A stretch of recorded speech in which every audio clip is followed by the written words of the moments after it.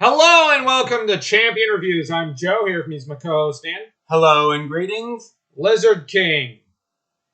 This episode had its good points, its mad points, and its philosophical ones which were very fascinating to listen to and watch. Now, the episode starts with, lizard monsters. Teenage Mutant Ninja Lizards coming out of the sewers. It had a very Ninja Turtle feel to it. But it kind of... now, I don't want people to get the wrong idea. It kind of subverts it, but they're driving at a larger philosophical point and a more tragic one. Now, Connors is, of course, freaking out because they're stalking him and uses a new invention of his, a portable neogenic recombinator, which can be used like a handheld gun, I guess, which he uses to purge himself of the lizard temporarily. MJ and Peter show up, having decided to get married, to Aunt Gail's rage and Aunt May's joy, and the two of them want Connors to walk MJ down the aisle. Not like they got anyone else, I think. I mean, they could have Jonah or Robbie. Robbie's an option. Jonah, never. Jonah would be too broken up about it. Yeah, because he wants himself some spider loving. But then you've got Spider-Man, who gave us an engagement ring, one of his spider tracers, which is how he tracks down Connors and MJ. He saves the two. Saves MJ first, gets her back to the service. She goes to track down Margaret, who received instructions from Connors about what should happen if he ever goes lizard again, and he wants her to kill him. Now, the thing is, Margaret's first thought is, let's turn to Peter Parker, an old family friend and surrogate son of Connors and her, to fix the device so as not to kill Connors, but merely temporarily purge him of the lizard and everyone of lizard neogenic DNA.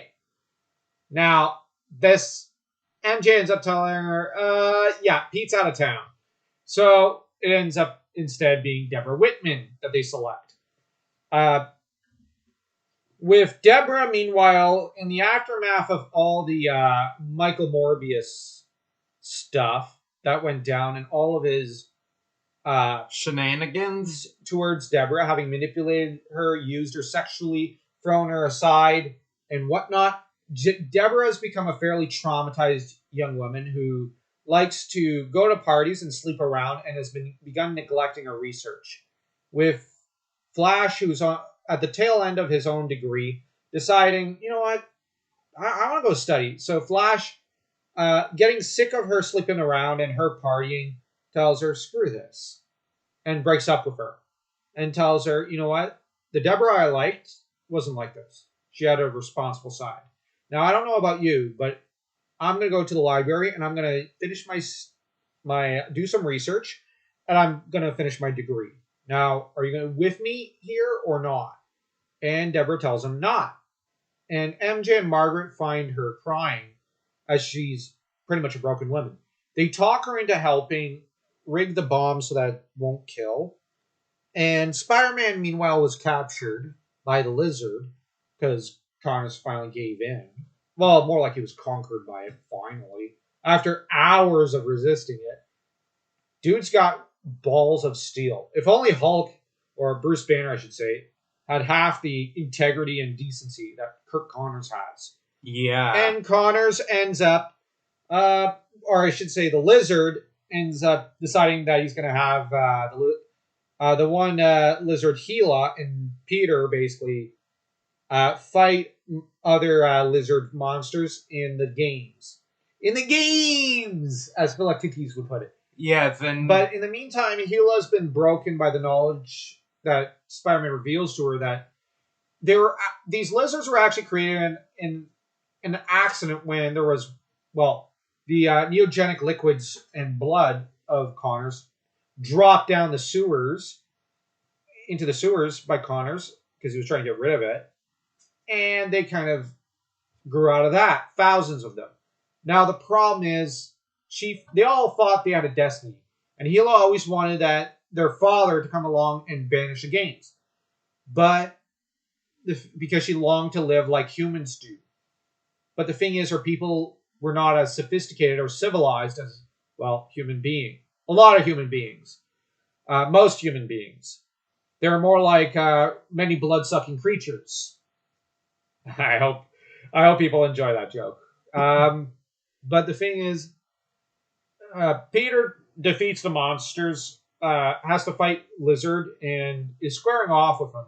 The girls try to, or the ladies, I should say, they're not girls, they're all women, but the ladies try to get the bomb to Spider-Man, and only to get captured. Now, that part's realistic. Mm-hmm. Now, while I didn't care for MJ being more scared than Margaret or Deborah, she should probably be the bravest one. But at the same time, I don't mind her having some fear, but overcoming it, I don't know. One has to bear in mind, as an archetype, MJ is actually the same kind of female warrior archetype in some ways, and lover, that Eowyn is, or that you see Lena Valkyrie from Valkyrie Profile is. This is that archetype. And that said, MJ mostly is on point for that archetype, but there's just one or two moments. That said, the episode's really an MJ episode, and you know what? I'd rather an MJ episode than a Black Cat episode. To be honest, I actually enjoyed that about this episode to an extent. I also like Deborah Whitman's character because she was so freaking shatted on by Michael Morbius that it's not funny. Morbius damaged both Felicia and Deborah. And I hope, my headcanon is that he's destroyed in the end by the vampires. I sincerely want him destroyed because I hate his character. Like, how could you treat human beings that way? Like, he's... I'd actually say that Herbert Landon seems about like the closest moral equivalent to him. At least Landon is civilized and at least has people he cares about. I mean, he genuinely cares about Richard Fisk and Wilson Fisk. I'm serious. And he never went after his old, his former lab assistant. You know, what's her name? Yeah. Genevieve. He never went after her. I think on some level he might care about her to a limited extent. Despite her being essentially in witness protection. He could gain access to her. Fisk has access to witness protection. But Landon doesn't want to go after her. I think that there's more good in him than there is in Morbius. Hell, Jason McIndale treated Felicia a lot better. Yeah, but he would have raped her. Then again, Morbius kind of raped and violated Deborah Whitman's psyche. So, okay, fair. Hell, I would argue Joker from the animated series, for all his evils, has not done as much evil as Michael Morbius. I mean, he unleashed a plague on his home country. Joker in the animated series would just be looking at that and going, damn, he's outdone me. He's making me look bad. Then he'd turn around and hit Harley and complain about this and rage about this. But Morbius is more abusive to Felicia and Deborah than Joker is to Harley in the Batman animated series. And Joker in the animated series treats Harley, well, he actively tries to kill her. Like, I don't know what else to tell you. But the thing is here, though, Gila gets the bomb and tells her people, we could have lived as the humans above lived. We could have tried to build our own nation and become civilized. But we have chosen barbarity and cruelty. And we've chosen to act like animals. So we have decided our fate, and I say we go back to being animals.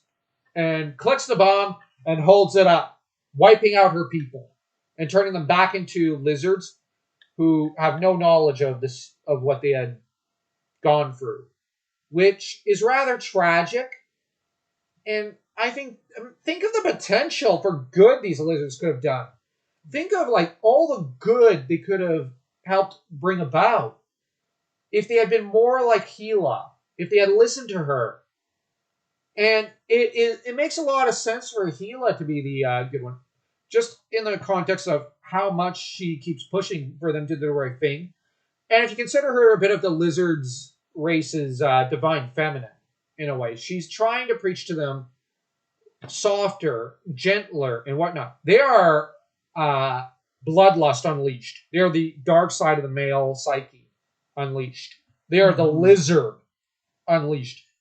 And the lizard, of course, gets wrapped back up into Connors, who, when he wakes up, is himself again. Thank heavens. Spider-Man and MJ share their moment. And Deborah, realizing that she doesn't want to spend the rest of her life, I don't know, a victim, decides that she's going to get back to studying and she's going to tutor Flash Thompson again. And maybe one day they'll get married. And she's going to build themselves. Her and Flash will build themselves a better life. And I honestly love this conclusion to her arc to an extent. I have loved Deborah Whitman in this cartoon from the very beginning. Yes, and I love how they closed up her and even Flash Thompson's story. Yeah, although I would have liked them to get a bit more into the Flash Thompson as Peter's best friend thing, but they could have brought that into like season 3 or something. Mm-hmm. But and we also wrapped up a lot about Connors. Yeah, so this episode wrapped up a lot. I'll say this is a 3. There are things I complain about, but overall, I really enjoyed this episode for the lore, for the characters, for the development. Mm-hmm. What about you? 2 3/4. I am disappointed in you. You have betrayed me. This is a knife in my heart. You ought to be returned to your basic lizard form for this, for being such a barbarian that you can't appreciate such good culture. Well, I guess I'll meet you there. Ouch. I'm no barbarian. I'm civilized, sophisticated. I just like the odd Coliseum match viewing. Anyways, don't forget to like, comment, share the video, and smash that subscribe button like the lizard trying to smash Spider-Man with his tail. So until next time, stick around, folks.